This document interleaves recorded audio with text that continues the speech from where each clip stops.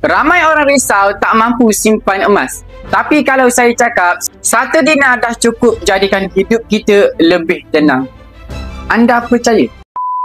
Jangan lupa follow dan save ini untuk rujukan akan datang. Emas 1 dinar lebih kurang 4.25 gram. Nilainya sentiasa ikut kenaikan harga emas dunia. Benda kecil je, tapi ini antara bentuk simpanan yang paling stabil sejak zaman Nabi SAW. 1 dinar tetap 1 dinar, tak dimakan oleh inflasi. Masalahnya, ramai tunggu duit lebih, dulu baru nak menyimpan.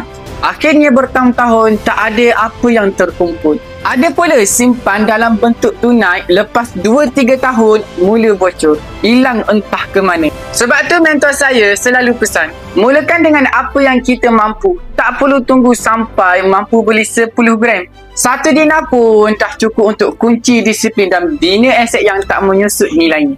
Harga emas tak tunggu kita. Tahun berganti tahun, nilainya makin naik. Kalau tak mula 1 dinar hari ini, tahun depan mungkin dah tak mampu nak kejar. Yang mula awal, dia yang senyum dulu. Kalau anda serius nak simpan dan mula 1 dinar, simpan, pegang dan biar masih bekerja untuk kita. Okey, baik tuan-tuan yang mana berminat untuk simpan emas di Public Gold, boleh sahaja klik link di bio saya akan bantu anda sebaik mungkin. Ingat, perkongsian santai, tapi sampai jumpa anda di next video.